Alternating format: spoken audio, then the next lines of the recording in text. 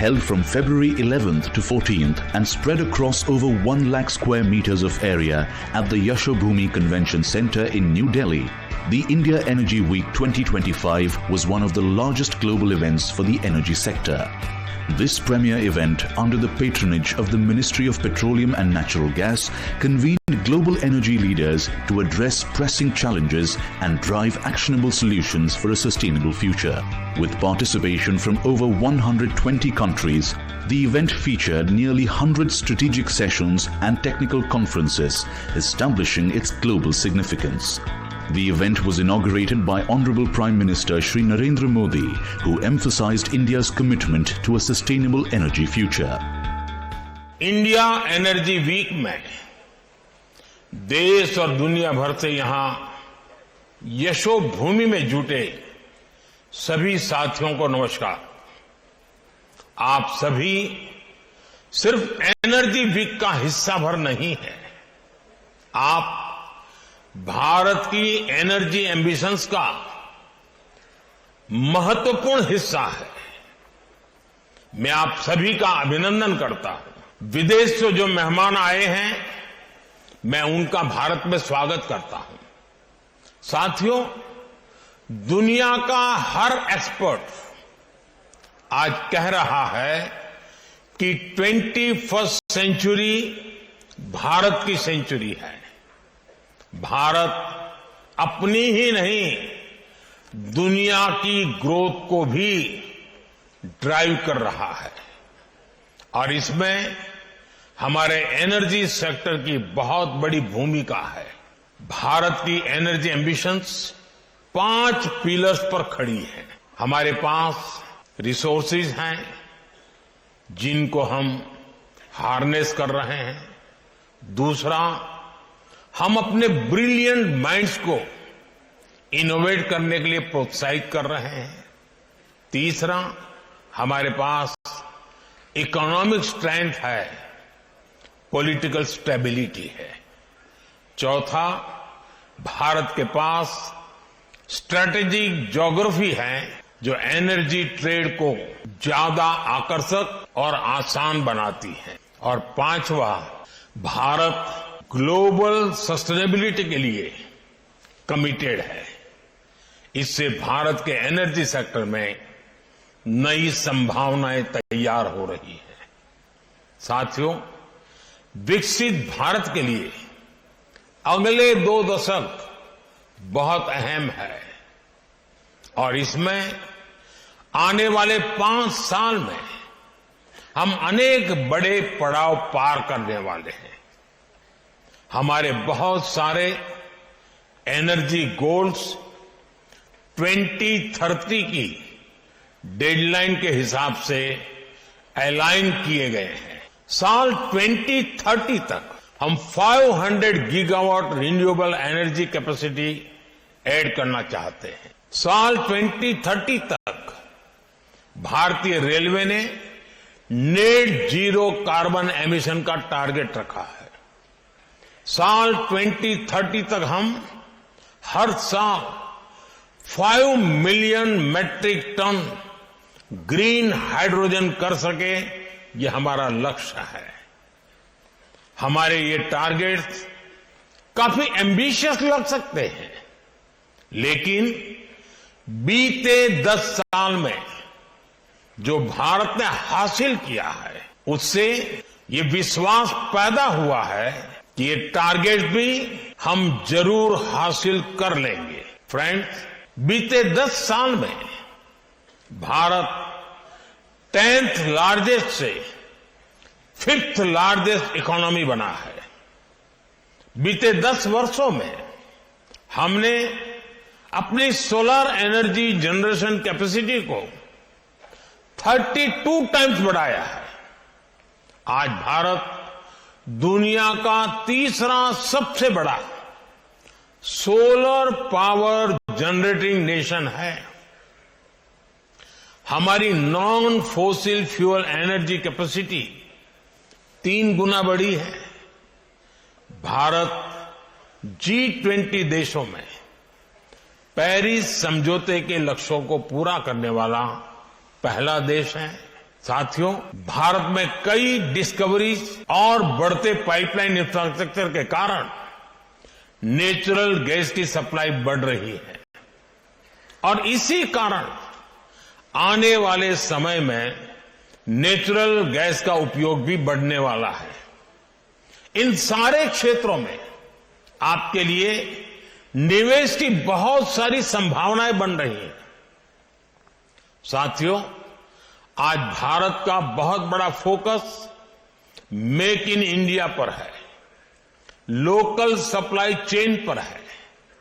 भारत में PV module सहित अनेक प्रकार के हार्डवेयर की मैन्युफैक्चरिंग के लिए भी बहुत संभावनाएं हैं। भारत बहुत तेज गति से इलेक्ट्रिक मोबिलिटी की तरफ बढ़ रहा है। इतने बड़े देश की डिमांड पूरा करने के लिए बैटरीज और स्टोरेज कैपेसिटी के क्षेत्र में हमें बहुत तेजी से काम करना है। साथियों, भारत ऐसे एनर्जी सॉल्यूशंस देने के लिए कमिटेड है जो हमारी ग्रोथ को एनर्जाइज करें और हमारे नेचर को भी एनरिच करें। मुझे विश्वास है इस एनर्जी वीक से भी इस दिशा में कुछ ठोस रास्ते निकलेंगे। मुझे उम्मीद है कि आप सभी भारत में बन रही हर संभावना को एक्सप्लोर करेंगे। आप सभी को बहुत बहुत शुभकामनाएं। धन्यवाद। The week featured insightful sessions on topics ranging from green hydrogen to grid upgrades, with experts highlighting the role of innovation and policy support in accelerating India's clean energy transition. This third edition of the India Energy Week comes at a significant time amongst today's global uncertainty, and I would say it also comes at an opportune time. I don't think anyone here would disagree with me when I say that the last few years, encapsulated in the whirlwind events of 2024, have left the global energy order in transition. These include major geopolitical shifts. It is in this context that I believe that the India Energy Week provides a unique platform for all of us in the industry to reflect and introspect, to catch up with each other, not just formally as business-to-business transactions are undertaken, but also informally for policymakers and stakeholders to understand what other nations are thinking of and what we can do together. We have here a representation that captures both the urgency of the moment and the excitement of the unfolding India story. The India Energy Week has emerged to become, if I may be allowed to say, the second largest energy event in only its third year. More than 70,000 energy professionals from over 50 countries will be participating in this event. I am pleased that the event will see participation from more than 20 energy and other ministers, including their deputies, from important stakeholders such as Qatar, UK, Russia, Brazil, Tanzania and Venezuela, to name only a few. Equally, the private sector and the global advisory and regulatory architecture are well represented. I welcome members and executives of international organizations such as OPEC, and I see my brother, the Secretary General here, IEF and IEA, as well as nearly 100 CEOs from Fortune 500 energy companies such as Honeywell, Petrobras, Technip Energies, ADNOC, Baker Hughes, Vitol, and many more. The fact that this is the first time this year that senior representatives from across the global energy sector will exchange notes is crucial. That is the true value of this week. It enables us to listen and learn from one another, to think together of the mega trends that will shape the future. It is our hope that the India Energy Week provides the much needed network effects which can foster constructive dialogue. But this platform, ladies and gentlemen, is not just a strategic conference. Beyond industry and technology, IEW is also about youth and innovation. More than 500 entrepreneurs are participating in startup challenges like Avinya and Vasudha, thus nurturing the next generation of energy disruptors. It is also an exhibition forum where cutting-edge innovations will be showcased by more than 700 exhibiting companies, more than 100 of which are exciting startups. I am overwhelmed to see the scale, depth and size of innovation, particularly in deep tech in the energy sector, such as artificial intelligence, machine learning, quantum computing, big data, drones and robotics. In many ways, harnessing the burgeoning innovation ecosystem, most notably in India, was a primary factor behind the inception of the first edition of the India Energy Week in 2023.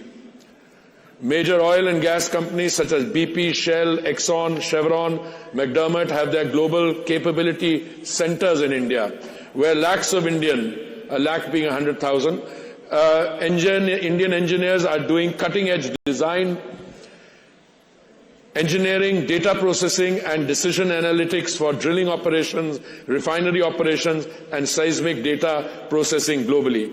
The aim was and remains to establish India as the epicenter for new age technologies in this sector.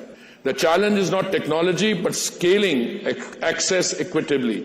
India has achieved 100% clean cooking access through the Pradhan Mantri Ujjwala Yojana, city gas expansion and solar cooking pilots proving that policy-driven solutions can transform lives. The answer to energy transition lies in strategic investments across hydrocarbons and renewables. The future lies in smart capital reallocation, for instance, deploying wind and solar where intermittency is manageable, biofuels where liquid fuel demand persists, and gas where firm power is essential. That is how we assure both affordability and decarbonization. India presents a compelling and diversified investment landscape. 7.6 billion tons of discovered upstream resources, 500 million tons of biofuel foods feedstock, and rising energy demand. At the same time, it is scaling renewables, targeting 5 million metric tons of hydrogen by 2030, $96 billion in hydrogen investments, and a gas share increase from 6 to 15% alongside a $30 billion in refining and petrochemical expansion. Third, resilient supply chains for an orderly transition. Supply disruptions, whether in lithium for storage, nickel for EVs, or semiconductors for AI-driven grids, must not create winners and losers in the transition. Without intervention, the growing gap in energy technology access could leave developing economies locked out of the transition. Governments and industries must act decisively to prevent disorderly shifts. Policy cannot remain while the world accelerates. Governments must craft frameworks that incentivize bold innovation, de-risk essential investment, and ensure commitments beyond the short term. Success will be measured, I submit, not by how fast the wealthiest decarbonize, but how inclusively the world transforms. It is our fervent hope that this third edition of India Energy Week becomes the definitive platform for shaping the energy agenda of the future. This is where transformative partnerships will hopefully take place and take shape, where game-changing technologies are unveiled and the future of energy is written. I urge the 6,000 delegates present here to engage meaningfully in the strategic conference sessions planned for the next 4 days and help chart a roadmap to stabilize energy markets and strengthen international cooperation. Thank you very much.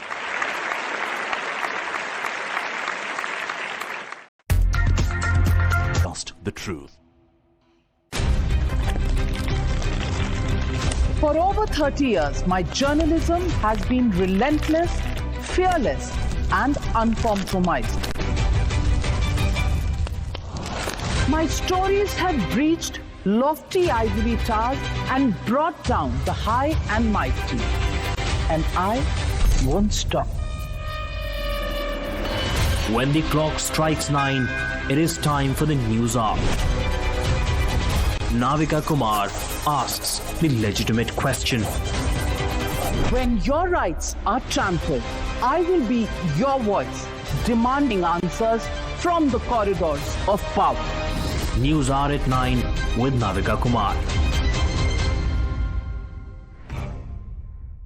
Journalism is a mission, not just to seek accountability or a fight for justice, but for honesty and integrity. Voicing citizens' concerns and using the truth to demand answers, ensuring that you come first on agenda. Watch News Hour Agenda with me, Maludas Gopalakrishnan, weeknights at 10 o'clock only on Times Now. When the nation demands clarity, we cut through the noise to bring you the real story. Unbiased, unfiltered, unstoppable. On the ground, where it matters the most. With insights that go beyond the headlines. We connect the dots so you see the bigger picture. From every corner of the nation. We are your voice. We are Times Now. The faces you trust. The news you believe. Only on Times Now. The biggest news break of the day. Exclusive that set the primetime agenda. Bringing you stories that matter. News breaks that shake up the system. Join us for the biggest revelation on Blueprint exclusive weekdays at 6 p.m. only on Times Now. She asks tough questions like no other journalist. आप भाग रहे हैं सवाल से. बड़ा simple सा straight forward सवाल है. Mr. D.K. Shiv Kumar, what next for you? When are you taking over as Chief Minister? She takes on the masters of Indian politics like no one else can. How do you see skill census versus caste census if you would want to respond to the current political climate? कहीं भी चले जाओ, कहीं भी आ जाओ. अजीत पवार जी भी कभी भी शरद पवार जी के पास चले जाएंगे, कभी भी इधर आ जाएंगे. क्या ऐसी पॉलिटिक्स है? Because she speaks for you the way no one else can. What's the chemistry between Prime Minister Modi and Democrats? The profile of India as a country, has it grown? Are you going to get onto a SpaceX spaceship anytime soon? Because your voice must be heard, your questions answered above all else. Frankly speaking.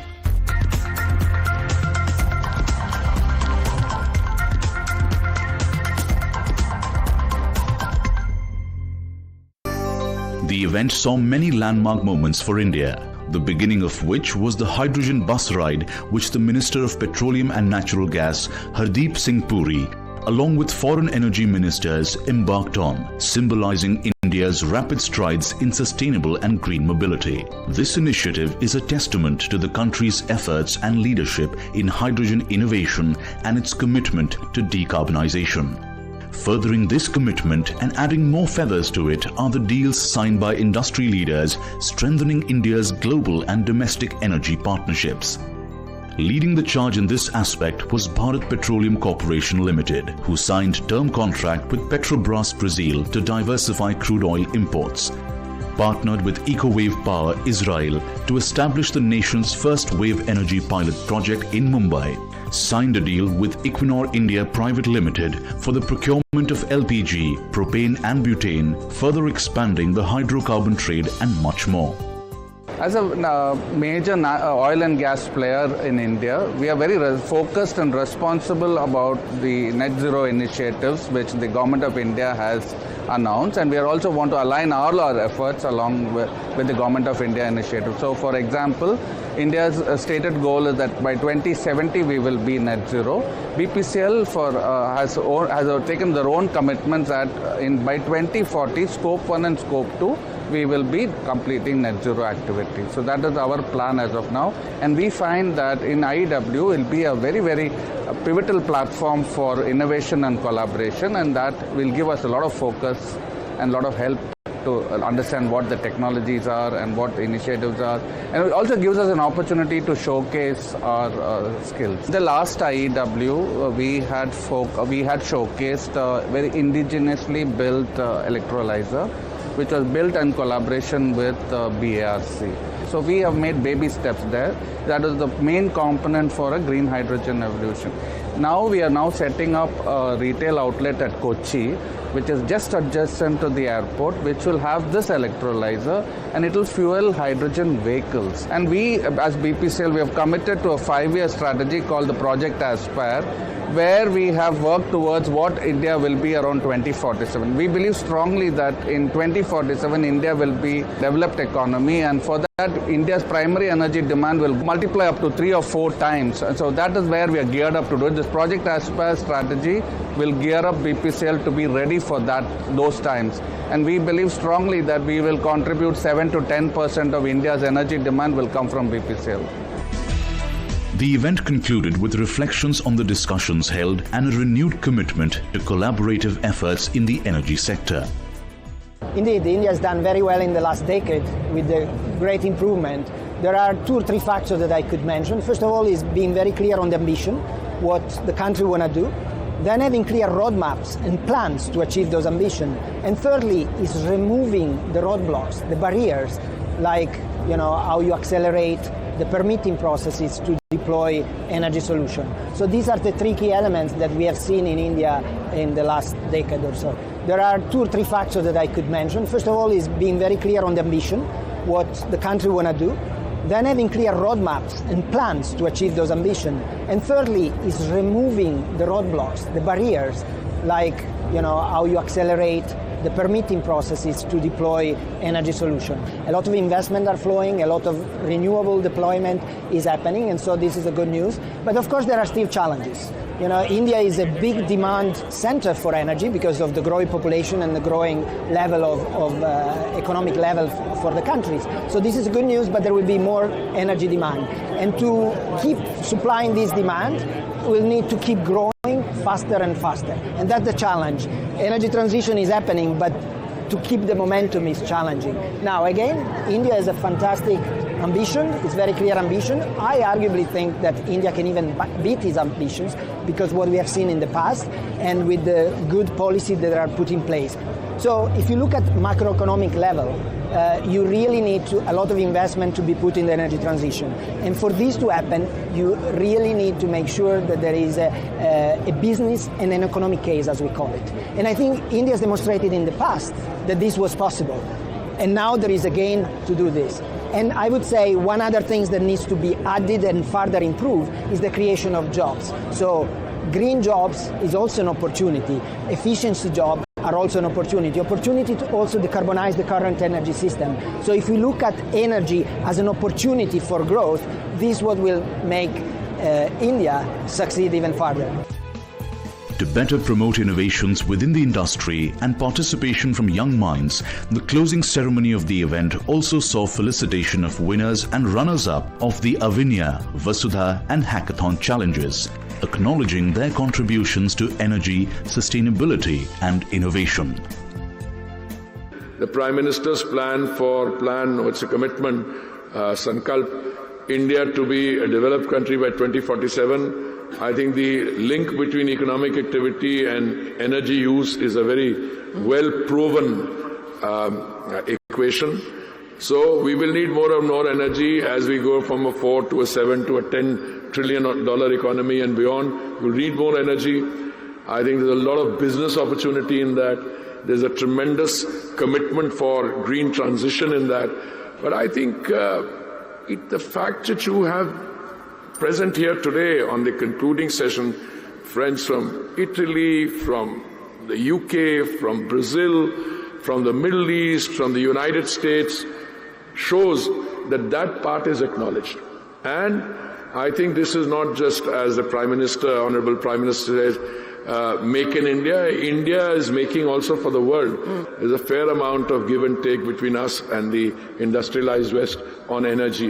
I mean, what was signed yesterday on some of those deals, it's not just money, but it also affects the global market.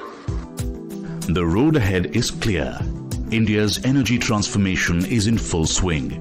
And with continued global partnerships and cutting-edge innovation, the country is well on track to achieve its ambitious energy goals.